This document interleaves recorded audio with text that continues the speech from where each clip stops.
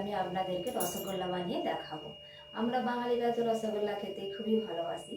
তো আপনারা দেখতে থাকুন আমি কীভাবে রসগোল্লাটা বানাই। রসগোল্লা বানানোর জন্য আমি এই কড়াইয়ের মধ্যে দুধ নিয়ে নিয়েছি। দুধটা খানিকক্ষণ ফুটতে থাকুক, তারপর আমি এর মধ্যে ভিনিগার দেব। ভিনিগার দিলেই এই দুধটা কেটে ছানা হয়ে যাবে। দেখুন বন্ধুরা, দুধটা ফুটে গেছে। তো আমি এবার একটু ভিনিগার অ্যাড করে দিচ্ছি দুধের সাথে।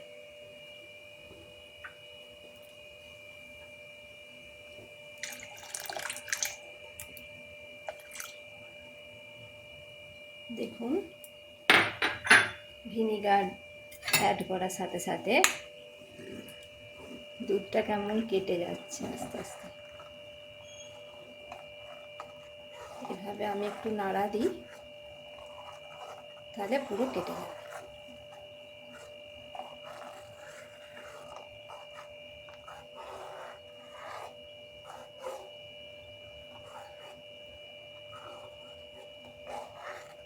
দেখুন, পুরো কেটে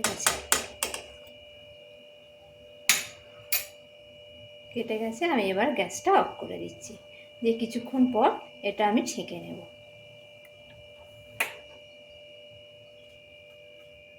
আর এখানে দেখুন, আমি রস বানানোর জন্য এখানে চিনি, জল সব অ্যাড করব। আপনারা দেখতে থাকুন। গ্যাসটা একটু জ্বালিয়ে নিই আমি।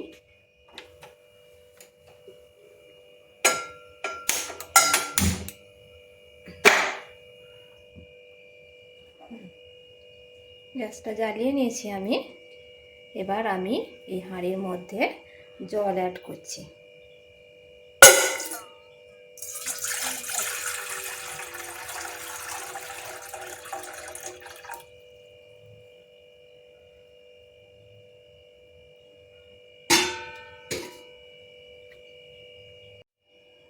এবার আমি চিনিও অ্যাড করব।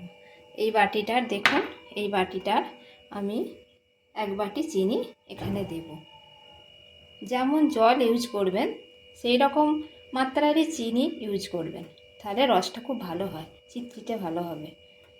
আমি চিনিটা এবারে ঢেলে দিচ্ছি।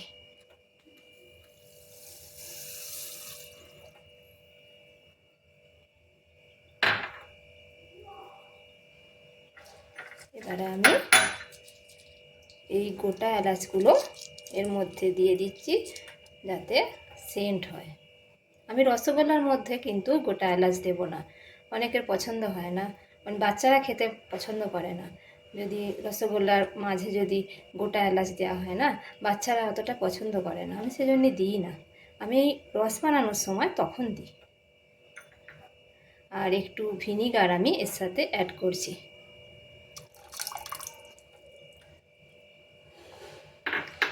যাতে এই রসটা আপনি যদি ফ্রিজে রাখেন কিছুদিন, রসগোল্লাটা ফ্রিজে রেখে দেন, তো এই রসটা জমে যাবে না ভিনিগারটা দেয়া থাকলে।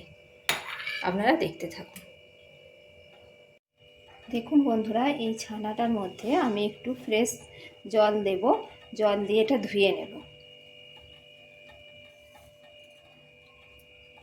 এই জলটা আমি অ্যাড করছি। এটা দুবার আপনারা ফেলে দেবেন। এরকম করে দুবার আপনারা এই জলটাকে ফেলে দেবেন, ফেলে দিয়ে ছানাটাকে জল ঝরাতে দেবেন। এইভাবে আমি ছানার জলটা ঝরাতে দিয়েছি। অনেকে টাঙিয়ে রাখেন, কিন্তু আমার তো সেরকম কিছু এখানে রাখার জায়গা নেই, তাই আমি ভালো করে চিপে চিপে এটা মুড়ে জলটাকে ঝরিয়ে এভাবে রেখেছি। আর এইদিকে আমার মিষ্টি রস তৈরি হচ্ছে, এটা ততক্ষণ হোক। কিছুক্ষণ পর আমি আবার দেখাচ্ছি। দেখুন বন্ধুরা, এইরকম ছানাটা হয়েছে। এটাকে আমি এবার ভালো করে থাসতে থাকবো রসগোল্লা বানানোর জন্য। আপনারা দেখতে থাকুন।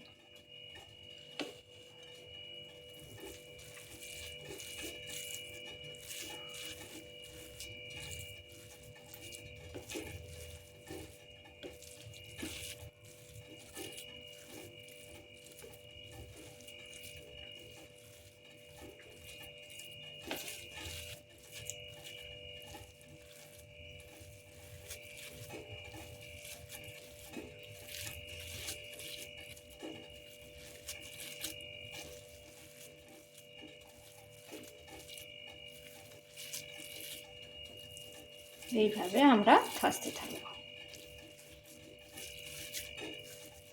এইভাবে থাসবেন, তাহলে ভালো হবে।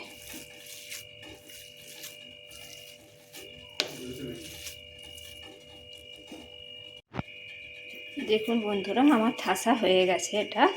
তো এই রকম থাসতে থাসতে যখন দেখবেন যে আপনার প্লেটের মধ্যে লাগছে না, সুন্দরভাবে থাসা হয়ে গেছে, তখন বুঝবেন কি এটা এবার রসগোল্লা আপনি বানাতে পারেন, ফেটে যাবে না।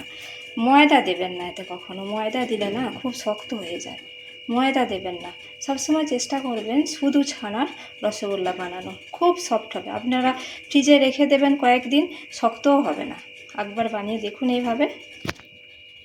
দেখুন বন্ধুরা, আমি এইভাবে গোল গোল শেপে বানিয়ে নিয়েছি। এবারে আমি এই রসের মধ্যে এগুলোকে একটা একটা করে ছেড়ে দেব। রসগোল্লার রস তৈরি হয়ে গেছে, কি করে বুঝবেন বলুন তো? আপনারা রসটা একটু হাতে দেখবেন চিপচিপ করছে নাকি। যখনই দেখবেন একটু চিপচিপ ভাব এসে গেছে, তখন বুঝবেন রসটা তৈরি হয়ে গেছে। গোলাপ জামুনের রস একটু মোটা হয়, কিন্তু রসগোল্লার রস অত মোটা করবেন না, একটু পাতলা রাখবেন, তাহলে ভালো হবে। আমি এবারে এই রসের মধ্যে একটা একটা করে ছেড়ে দিচ্ছি।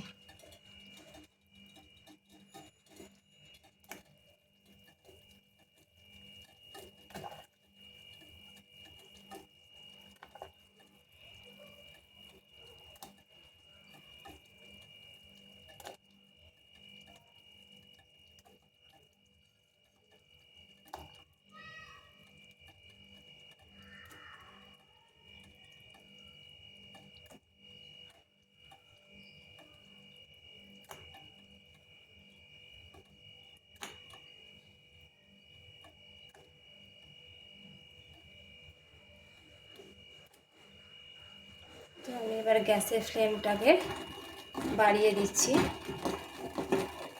বাড়িয়ে দিয়ে আমি এর মধ্যে একটা ঢাকা দিয়ে দিচ্ছি, দিয়ে একটু এবার আস্তে দিয়ে দিই।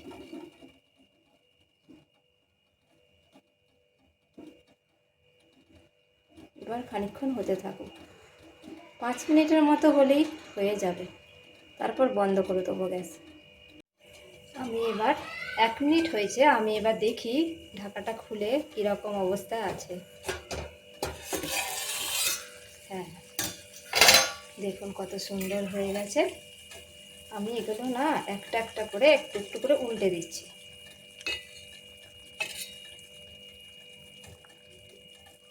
সব কটাকে এইভাবে উল্টে দেবেন, তাহলে ভালো হবে। উল্টে দিলাম বন্ধুরা, সব কটাকে উল্টে দিয়ে আমি আবার এই ঢাকাটা চাপা দিয়ে রাখছি। আবার কিছুক্ষণ হোক, হলেই বন্ধ করে দেবো। আর 1-2 মিনিট হলেই হয়ে যাবে, 5 মিনিটও পুরো লাগে না। দেখুন রসগোল্লাগুলো একটাও ফাটেনি।